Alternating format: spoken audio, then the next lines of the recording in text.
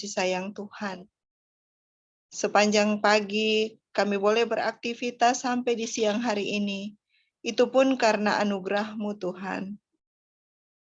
Dan tibalah di siang hari ini Tuhan, kami akan mengadakan sosialisasi keselamatan kerja yang ada di jurusan kebidanan.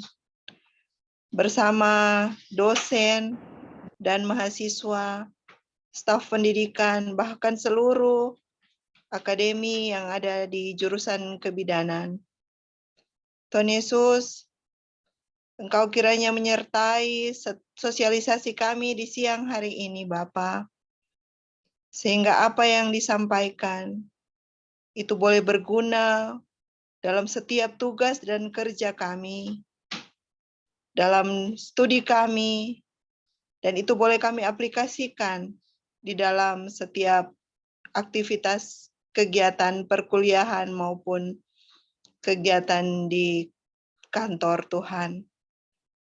Bapa Sorgawi, berkati kami semua, berikan hikmat, pengertian yang daripada-Mu Bapa, agar kami dapat mengerti dan memahami apa maksud dan tujuan sosialisasi ini dilakukan. Tuhan Yesus, Engkau kiranya memberkati Ketua Jurusan Ibu Ati Purwandari, SKM MKes, berkati di dalam tugas kerjanya Tuhan, berikan hikmat, pengertian, marifat yang daripada-Mu Bapa, agar dia dapat memimpin jurusan kebidanan, hanya seturut dengan kehendak-Mu Tuhan. Bapa, Engkau berkati juga keluarganya Bapa. Semua aktivitas kehidupan Ibu Ketua Jurusan kami serahkan ke dalam tangan-Mu Bapa. Kami juga mau berdoa untuk Ketua Program Studi D3 dan D4, Ibu Siska Solang bersama dengan Ibu Freike Lumi.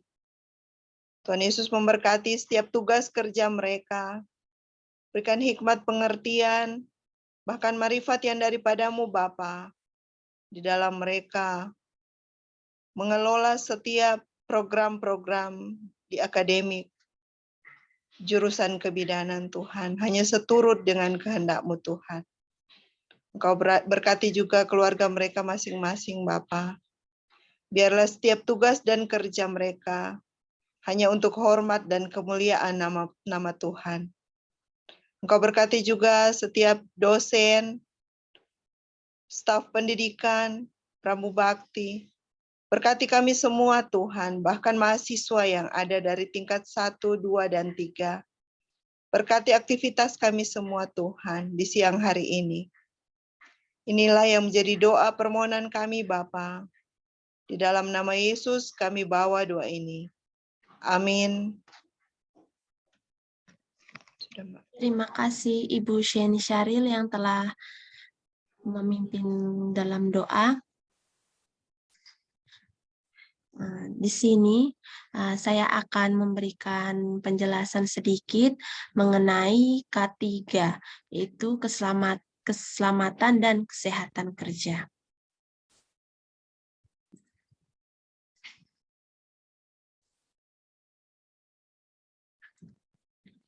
Kenapa K3 ini diperlukan agar dalam kondisi darurat maupun ada kecelakaan di jurusan kebidanan, kita semua sebagai keluarga jurusan kebidanan tahu pertolongan pertama atau tindakan apa yang harus kita lakukan untuk membantu maupun ketika diri kita sendiri yang mendapatkan masalah tersebut.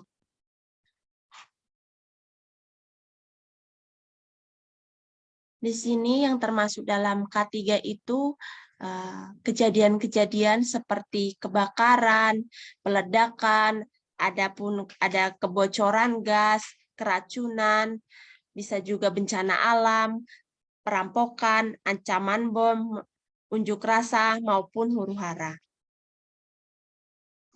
Jadi kita sebagai keluarga besar jurusan kebidanan mahasiswa, dosen maupun tenaga pendidikan wajib untuk berperan serta dalam tanggap darurat ini, seperti mematikan, menghentikan seluruh proses atau kegiatan yang mengancam keselamatan kerja. Yang kedua, segera menuju titik evaluasi dengan mengikuti jalur evakuasi darurat.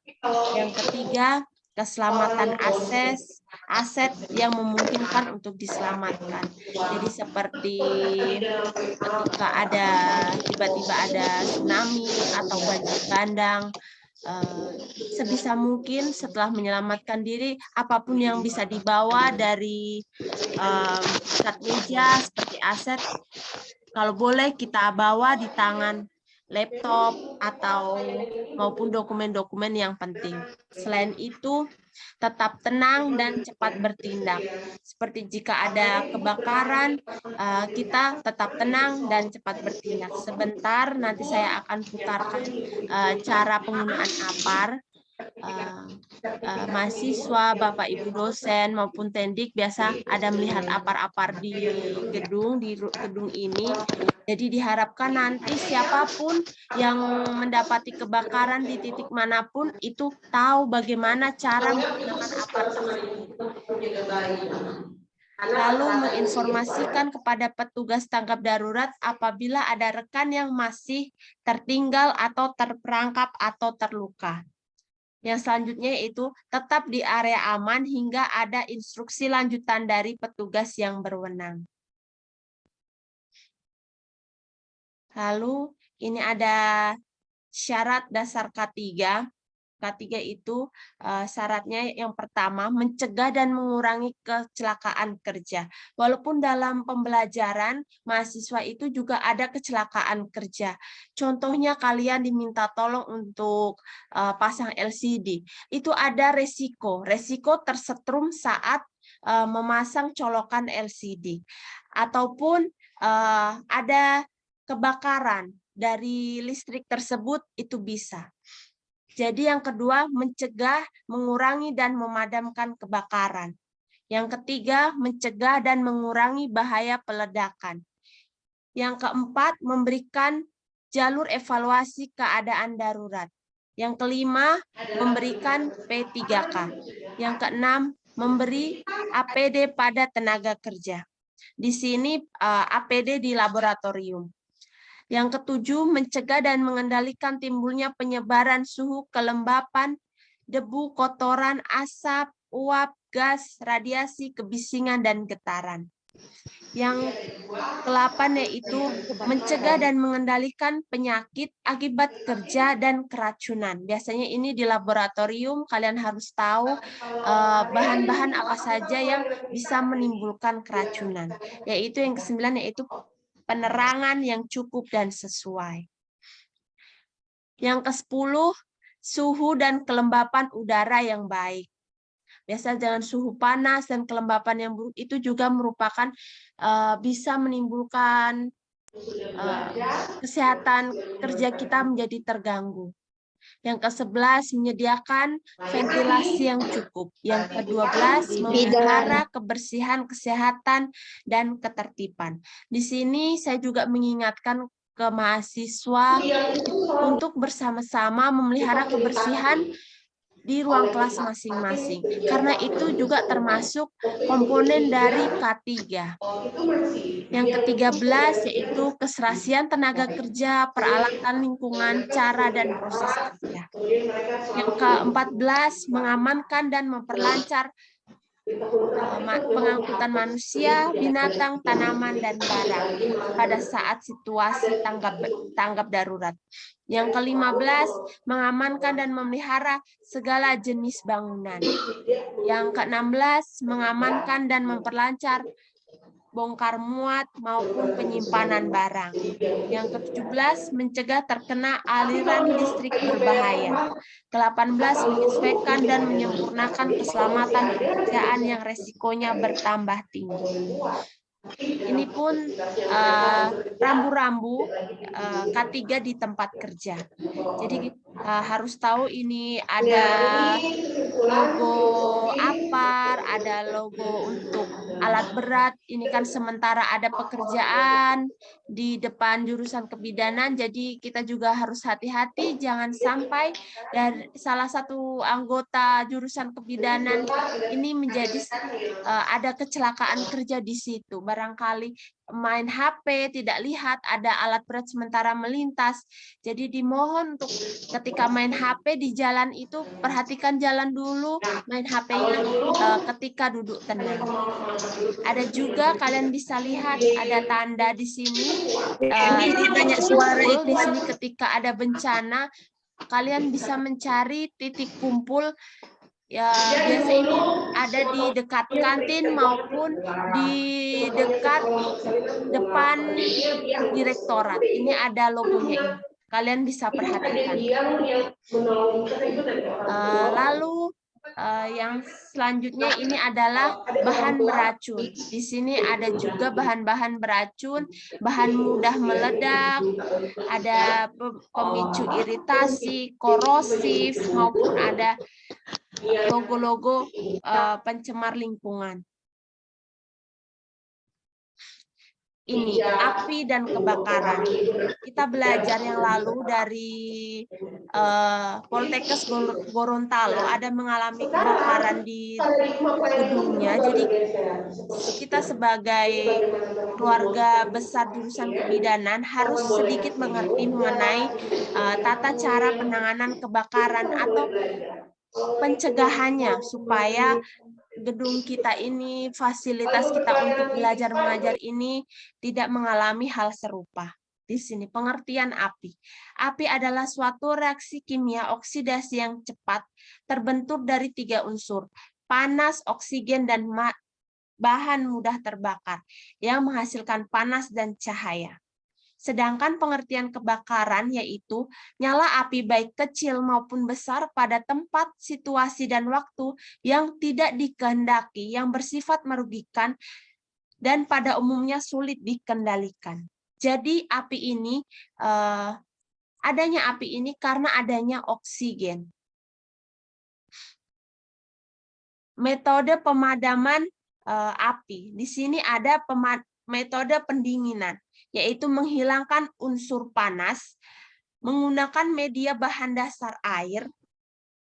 Selanjutnya isolasi itu dengan menutup permukaan benda yang terbakar dengan menghalangi unsur oksigen menyalakan api. Yang kedua, menggunakan media serbuk ataupun busa. Yang metode selanjutnya yaitu dilusi, meniupkan gas inert untuk menghalangi unsur oksigen menyalakan api. Yang kedua, menggunakan media gas karbon dioksida. Selanjutnya, metode selanjutnya itu pemisahan. Pemisahan bahan mudah terbakar dari unsur api, memindahkan bahan-bahan mudah terbakar jauh dari jangkauan api. Yang selanjutnya metode yaitu pemutusan. Memutuskan rantai reaksi api dengan menggunakan bahan tertentu untuk mengikat radikal bebas pemicu rantai reaksi api. Yang selanjutnya itu menggunakan bahan dasar holon. Di sini ada tabung APAR.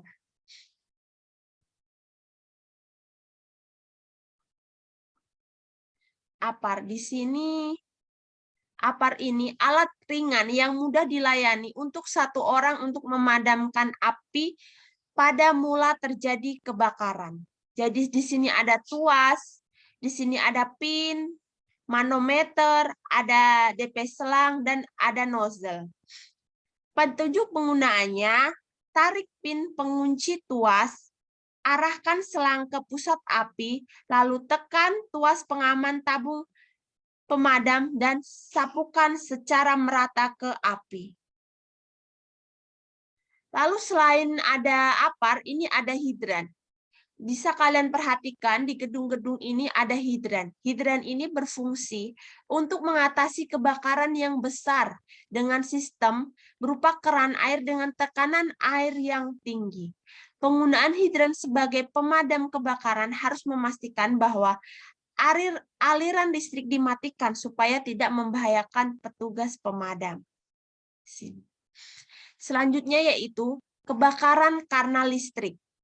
Ini yang perlu diwaspadai. Karena hal-hal pembebanan yang lebih.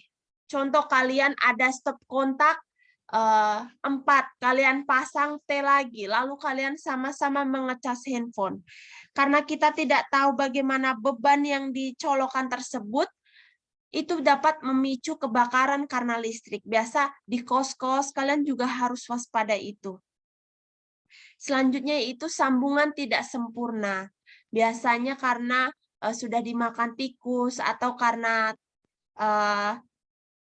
tergeser baret-baret, itu bisa memicu kesetrum dan memicu kebakaran. Kelengkapannya tidak standar. Bisa jadi voltnya kalian mengecas handphone tersebut harus 2 ampere, tapi kalian mengecas dengan 4 ampere. Hal tersebut bisa memicu handphone kalian meledak dan terjadilah kebakaran. Itu bisa juga. Yang selanjutnya pembatasan arus tidak sesuai, kebocoran isolasi, listrik statis, dan sambaran petir.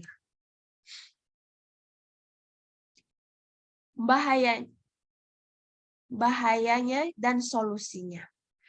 Waspada arus listrik, energi yang tersimpan, panas, permukaan api. Pastikan tangan dan kaki kering. Ketika kalian ingin mencabut colokan, pastikan tangan dan kaki kalian kering supaya tidak adanya kejadian tersetrum. Selanjutnya itu gunakan perlengkapan perlindung tahan listrik, sarung tangan khusus maupun sepatu khusus. Selanjutnya yaitu berdiri pada permukaan bersih dan kering dan mempergunakan material non-konduktif. Lalu bagaimana caranya kita supaya agar tidak terjadi kecelakaan? Ketika kecelakaan, yaitu pertama, jangan panik dalam menghadapi situasi kecelakaan listrik. Yang kedua, hubungi pihak berwenang secepat mungkin. Jika memungkinkan, meminta bantuan dari personil yang ahli dalam kelistrikan. Selanjutnya yaitu mendekati lokasi kejadian kecelakaan secara hati-hati. Penilaian pada lokasi kejadian. Di sini yang pertama, lakukan pemeriksaan korban secara visual. Masih terhubung dengan konduktor yang aktif. Selanjutnya, antisipasi kemungkinan masih pengeluaran energi listrik pada permukaan metal, objek-objek yang dekat dengan korban, atau permukaan tanah itu sendiri. Yang paling penting, ketika kita menyelamatkan, jangan menyentuh korban yang masih teraliri listrik atau permukaan yang masih bersifat konduktif. Ini kita akan menjadi korban juga. Selanjutnya itu putuskan aliran listrik jika memungkinkan. Biasa dari saklar-saklar pusat yang ada di gedung. Selanjutnya, jika memungkinkan, berdiri pada lapisan karet kering atau material non-konduktor lain seperti sandal. Jangan menyentuh korban ataupun material konduktif yang berada di dekat korban. Setelah aliran listrik diputus, tentukan apakah korban harus dievakuasi. Selanjutnya yaitu berikan pertolongan pertama sesuai status korban. Di sini poin pentingnya harus kita ingat-ingat ketika kita bekerja dan melakukan kegiatan di gedung ini maupun dimanapun kalian berada. Pastikan kabel rapi, tidak tergulung-gulung karena ada resiko kebocoran listrik melalui kabel yang lecet. Saat meninggalkan ruangan, pastikan tidak ada stop kontak yang menyala, AC yang menyala, atau stop kontak yang masih menyala terhubung dengan listrik. Sebelum pulang, pastikan untuk cabut supaya tidak ada kejadian-kejadian yang kita inginkan ketika kita sementara pulang ke rumah, di ruangan, ternyata masih ada listrik yang menyala. Jadi sebisa mungkin memohon bantuan untuk Bapak Ibu dosen, Tendik, untuk sebelum pulang untuk mencabut aliran listrik agar aman, gedung juga aman dan tidak ada kejadian yang tidak diinginkan. Setelah pembelajaran di kelas selesai, mahasiswa matikan AC maupun kipas yang sudah tidak dipergunakan lagi. Selain itu, kita juga bisa menerapkan budaya 5R. 5R itu adalah cara atau metode untuk mengatur atau mengelola atau mengorganisir tempat kerja menjadi tempat kerja yang lebih baik secara berkelanjutan. Tujuannya yaitu untuk meningkatkan efisiensi dan kualitas tempat kerja dan mempunyai manfaat untuk meningkatkan produktivitas karena pengaturan tempat kerja yang lebih efisien, meningkatkan kenyamanan, mengurangi bahaya di tempat kerja, serta menambah penghematan dengan menghilangkan pemborosan-pemborosan di tempat kerja. 5R itu apa? Ringkas, rapi, resik, rawat, dan rajin. Ringkas itu memilih barang yang diperlukan dan tidak diperlukan, memilah barang yang sudah rusak dan barang yang masih dapat digunakan, memilah barang yang harus dibuang atau tidak, dan memilah barang yang sering digunakan atau jarang digunakan. Rapi, di sini menata atau mengurutkan peralatan atau barang berdasarkan alur proses kerja. Menata, mengurutkan peralatan berdasarkan keseringan penggunaannya, keseragaman, fungsi, dan batas waktu. Yang ketiga, mengatur tanda visual supaya peralatan barang mudah ditemukan. Di sini resik. Resik membersihkan tempat kerja dari kotoran, debu, dan sampah.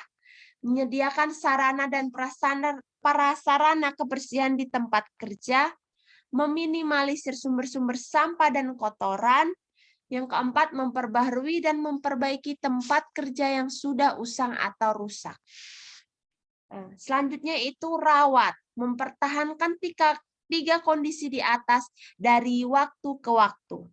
Yang selanjutnya yaitu rajin, mendisiplinkan diri untuk melakukan 4 hal di atas.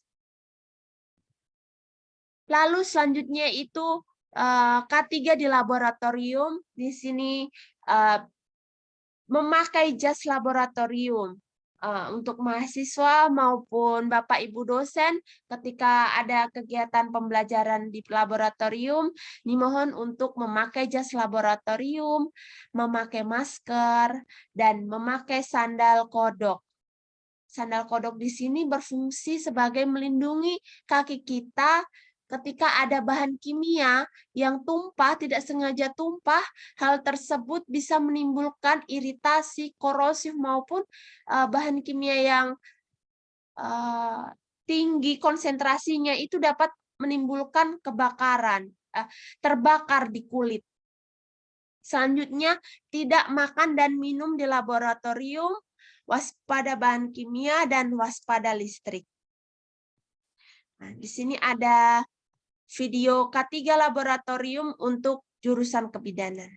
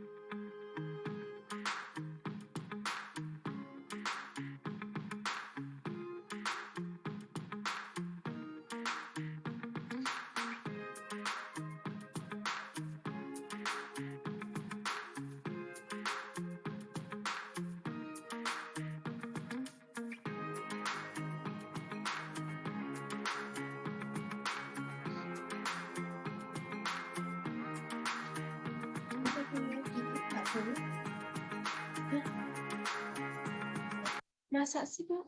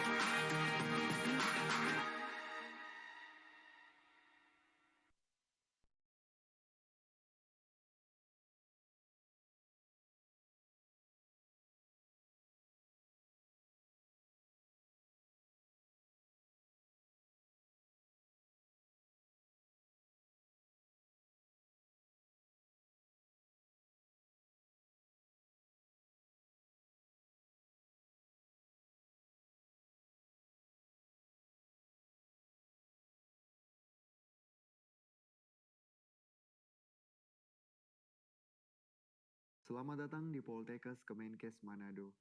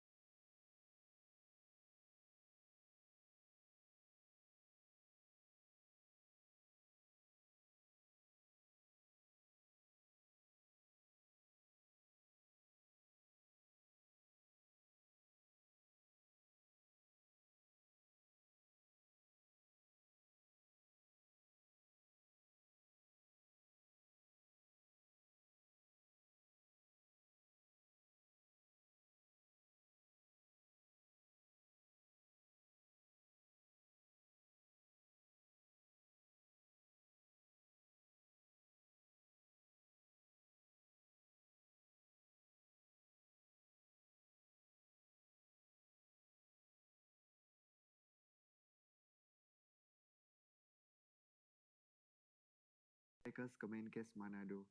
Sesuai dengan manajemen fasilitas dan keselamatan, sebelum kegiatan dimulai kami akan menjelaskan tentang prosedur keselamatan jika terjadi keadaan darurat di tempat ini. Saat ini, Anda sedang berada di lantai 3 ruang Bunaken Direktorat Poltekkes Kemenkes Manado. Di tempat ini terdapat 2 pintu keluar, 1 pintu di bagian depan dan 1 pintu di bagian belakang. Terdapat 2 potensi keadaan darurat yang mungkin terjadi, yaitu kebakaran dan gempa bumi. Jika terjadi kebakaran, tetap tenang dan jangan panik. Segera informasikan kepada petugas dan gunakan semua pintu yang terbuka sebagai jalur evakuasi. Lepaskan sepatu berhak tinggi dan berjalanlah merangkak menuju ke tangga atau pintu darurat apabila ruangan dipenuhi dengan asap.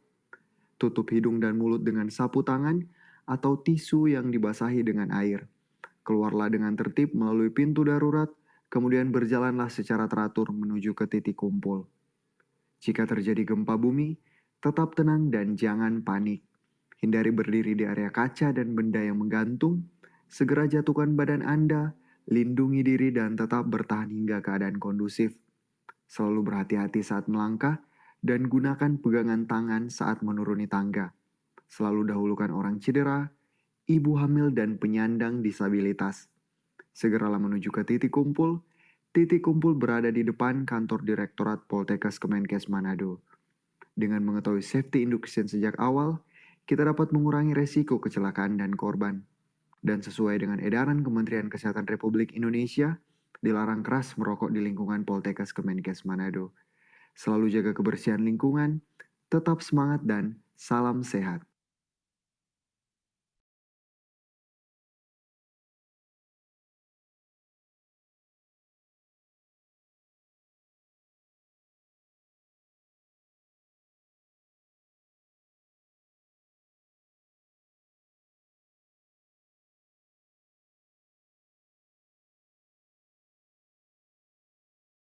Saya ulangi, tangan kiri ada di tuas bawah.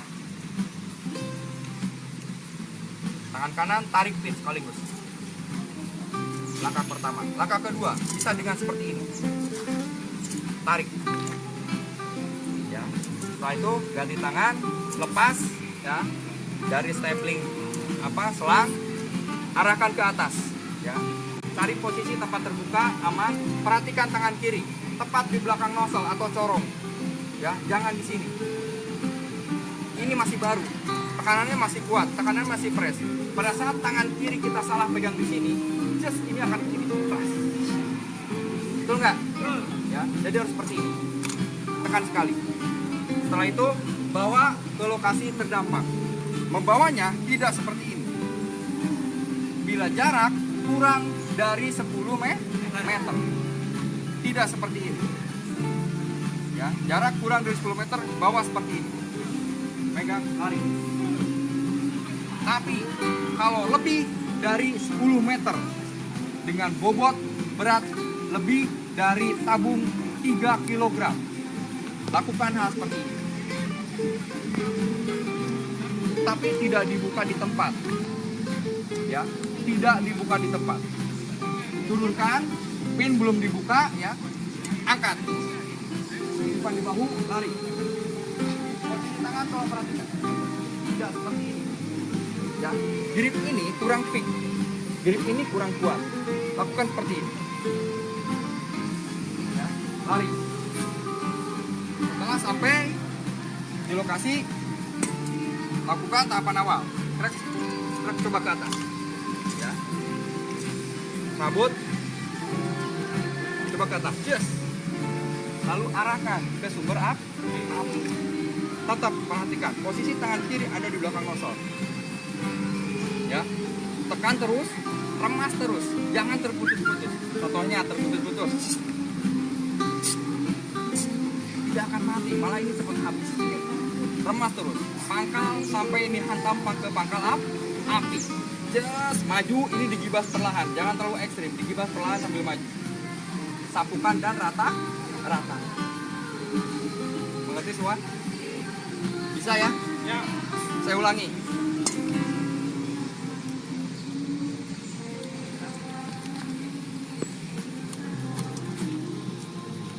Ya, langkah pertama, tangan kiri bisa posisi seperti ini atau bisa seperti ini.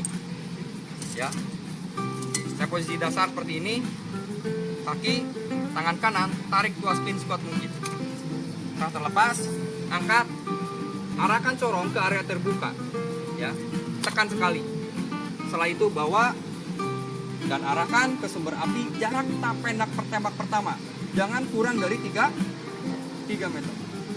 Arahkan langsung ke pangkal api, remas terus sambil maju dan digibas perlahan. Disapukan secara merata. Mengerti ya? Awas, jangan terputus-putus. Kenapa? Sumber tersebut sudah panas. Kemungkinan terjadinya penyalaan ulang itu sangat mungkin. Mengerti ya? Bisa dicoba? Ya. Oh.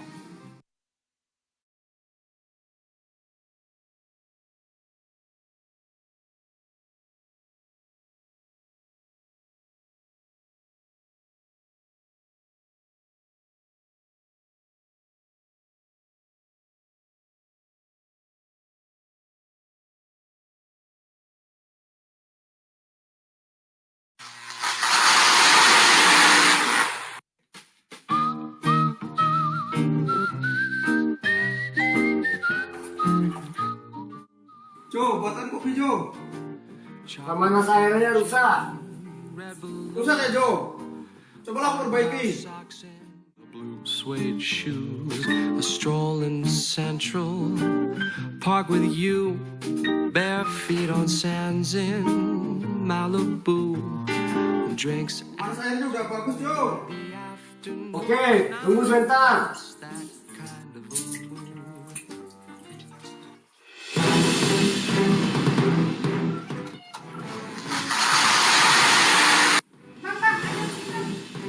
Segera lakukan pertolongan pertama pada kecelakaan.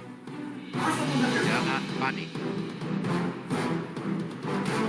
Segera cari pemutus arus dan jauhkan benda-benda berbahaya dari lingkungan korban.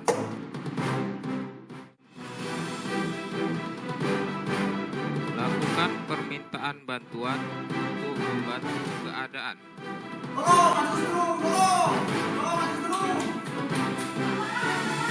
Bangunkan korban dengan menggoyang-goyangkan badan dan menepuk bahu serta jeritkan sesuatu.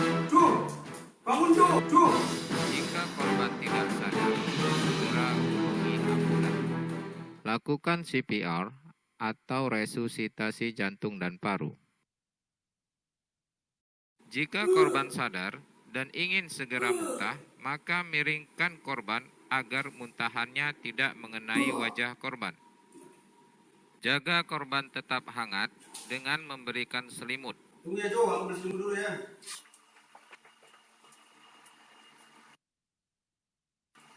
Segera bawa korban ke pertolongan medis terdekat.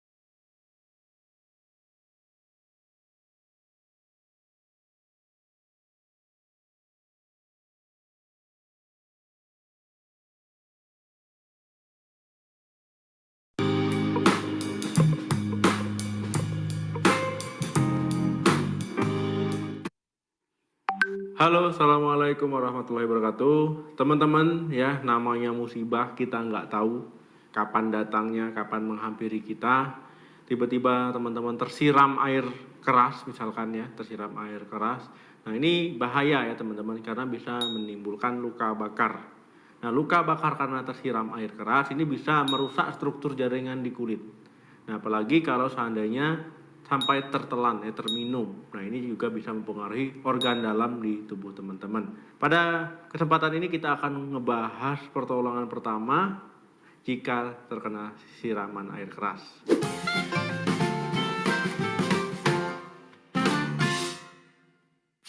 Air keras sendiri ini merupakan istilah umum yang digunakan terhadap bahan yang sifatnya iritan kuat. Nah jadi dia bisa basah ataupun asam ya, asam yang sangat iritan. Nah, air keras ini ya bisa mempengaruhi permukaan kulit teman-teman ya, permukaan barang yang terkena air keras tadi. Nah, kalau seandainya ada orang yang terkena air keras ya teman-teman perlu melakukan pertolongan pertama ataupun misalkan teman-teman sendiri ya yang terkena air keras. Nah, jadi teman-teman tahu cara pertolongan pertamanya. Jadi teman-teman ya ada beberapa contoh yang termasuk air keras ya, misalkan mungkin air aki, ya kemudian pemutih baju, ya cuka yang digunakan untuk karet, ataupun air keras lainnya. Jadi intinya air keras ini adalah suatu air yang mempunyai sifat iritatif kuat, ya iritan kuat. Ya, jadi bisa mempengaruhi permukaan kulit, bisa mempengaruhi tubuh kita. Nah, jadi teman-teman perlu ya mengetahui bagaimana cara melakukan pertolongan pertama supaya meminimalisir kerusakan yang diakibatkan oleh air keras tadi. Kemudian kalau teman-teman memang bekerja ya sangat erat kontak dengan air keras, ya sebaiknya gunakan pelindung ya, baik sarung tangan ya, kemudian celemek, kemudian juga misalkan pelindung wajah. Nah itu penting ya supaya ketika terciprat ataupun tersiram itu teman-teman baik-baik saja ya, misalkan kakinya ya itu pakai sepatu boot, nah itu kan akan lebih aman. Bila ada orang yang terkena air keras tadi, ya ada beberapa langkah yang bisa teman-teman lakukan sebagai pertolongan pertama supaya meminimalisir kerusakan yang terjadi. Yang pertama, bersihkan luka dengan air mengalir. Jadi teman-teman ya saat terkena air keras, ya ada orang yang terkena air keras itu teman-teman jangan panik ya, jangan panik ya, tetap tenang.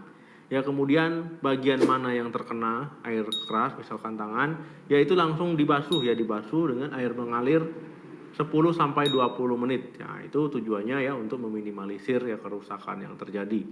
Nah, kemudian misalkan yang terkena bagian mata sama ya, diirigasi namanya ya, dibasuh, diirigasi 10-20 menit. Nah, dengan air mengalir, air bersih. Misalkan teman-teman sulit mencari air mengalir ya. Nah, teman-teman bisa menggunakan botol air mineral ya, pakai air mineral. Nah, itu dialirkan. Ingat ya, tidak usah kuat-kuat. Nah, tujuannya itu untuk konsentrat air keras tadi berkurang. Kemudian juga karena nggak usah deras-deras, itu tujuannya biar nggak menyebar ke area lain ya. Jadi pelan-pelan saja, yang penting diirigasi 10-20 menit. Kemudian teman-teman harus ingat ada beberapa air keras yang tidak boleh bersinggungan langsung dengan air ya. Nah itu misalkan cairan fenol ya, kemudian ada unsur logam, misalkan ada fosfor, magnesium ya, kalsium oksida, natrium ya, kalium, itu nggak boleh bersinggungan langsung dengan air. Yang kedua, lepaskan aksesoris. Nah misalkan teman-teman terkena di tangan ya, ada jam, ada gelang, ada cincin, itu dilepaskan semua. Nah supaya nanti pas mengalirkannya, saat mengalirkan air tadi ya itu bisa rata ya, jadi nggak terganggu dengan perhiasan ataupun aksesoris tadi, jadi dilepaskan. Yang ketiga, jangan gunakan es batu. Nah memang saat terkena air keras, bagian tubuh yang terkena tersiram tadi yaitu akan merasakan sensasi panas ya, seperti terbakar.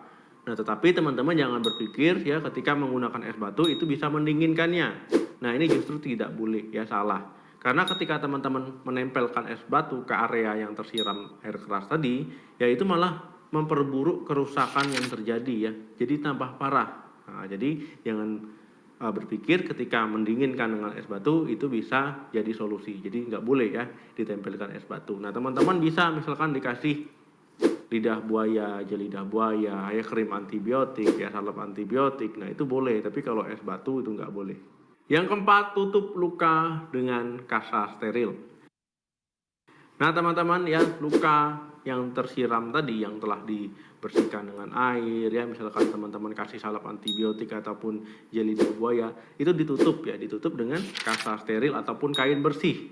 Nah, tujuannya biar nggak terkontaminasi dengan zat-zat lain ya, nanti malah jadi infeksi ya, jadi bertambah nyeri, bertambah parah lukanya ya akibat kontaminasi dengan zat-zat lain. Jadi penting ya ditutup, jangan kuat-kuat ya, jangan diikat, itu nggak boleh. Jadi biarkan tertutup tapi dalam keadaan yang longgar.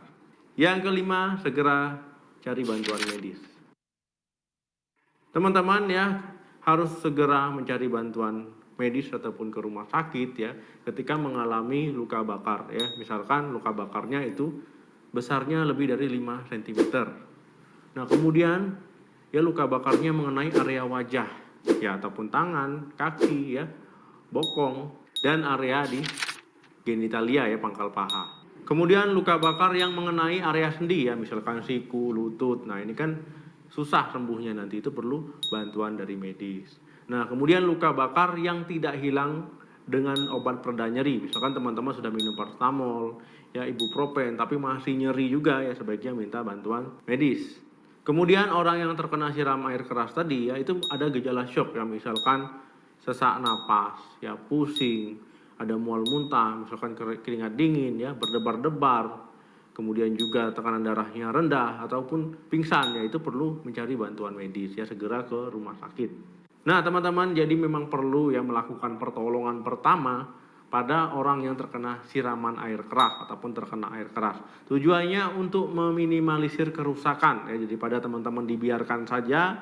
Ya ditunggu saja, nggak diapa-apain, ya malah nanti dikasih kopi, dikasih apa, itu kan malah jadi repot. Jadi yang benarnya ya seperti yang saya jelaskan tadi ya, semoga bermanfaat.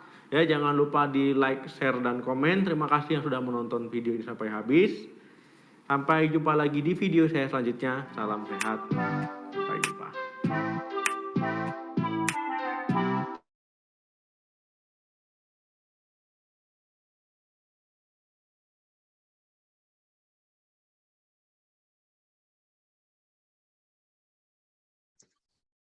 Berikut tadi adalah video-video yang bisa dilihat juga. Sebentar ini ada rekamannya, jadi ibu-ibu dosen maupun mahasiswa lain yang belum sempat melihat nanti akan diupload di YouTube dan bisa diakses kapanpun dan dimanapun. Sekian sosialisasi K3 pada hari ini. Kita berdoa bersama-sama semoga dalam 1 tahun ke depan maupun berikut-berikut tidak ada kejadian-kejadian yang tidak diinginkan. Aman dan selamat sentosa kita semua jurusan kebidanan. Selamat siang. Wassalamualaikum warahmatullahi wabarakatuh.